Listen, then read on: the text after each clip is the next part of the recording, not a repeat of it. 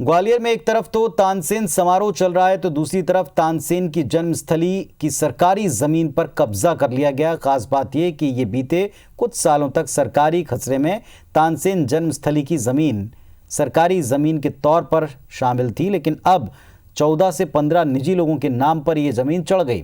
बैंकों ने इस पर बाकायदा लोन तक दे दिया। इस जमीन को बैंक ऑफ इंडिया में कृषि कार्य के लिए 2.5 लाख रुपए में बंधक रखा गया। इसका खुलासा एक आरटीआई से मिली जानकारी में हुआ, जिसके बाद प्रशासनिक अफसरों के हाथ पैर फूल गए। आनन फानन में इस पूरे घोटाले पर एक जांच कमेटी बनाई गई। आरटीआई एक्टिविस्ट आशीष चतुर्वेदी ने इस मामले को लेकर 1 महीने पहले मुरार एसडीएम से शिकायत की थी, लेकिन कोई कार्रवाई नहीं हुई। इसके बाद आशीष ने मामले की शिकायत सचिव संस्कृति मंत्रालय, प्रमुख सचिव संस्कृति एवं आयुक्त पुरातत्व अभिलेखागार एवं संग्रहालय मध्य प्रदेश में की।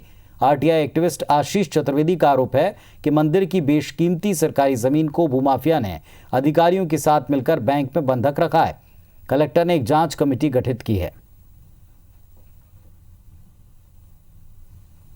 तानसेन की समाधि स्थली, जिसके संबंध में सरकार लगातार तानसेन के नाम पर एक बड़ा समारोह आयोजित कर एक अपना ढिंडोरा पीटती है। इसके संबंध में जब मेरे द्वारा पड़ताल की गई तो सामने आया तानसेन समाधि स्थली से लगी माफी की भूमि, जो कि शासकीय भूमि जिसके प्रबंधक कलेक्टर होते हैं, वह भूमि प्राइवेट लोगों के नाम नामांतरित हो गई। उस पर लोन हो गया, बैंक में भूमि बंधक रखी जा चुकी है। तो मुझे शिकायत प्राप्त हुई थी, उसकी जाँच मैंने एसडीएम को दे दी है। अगर वो आएगी तो हम उसको तत्काल सरकारी कर देंगे। और तानसेन का जो समाधि स्थल है उस पर पहले ही मैंने खुद विजिट की थी। उसका लगभग 1 करोड़ का डेवलपमेंट का प्रस्ताव भी हमने बनवाया है।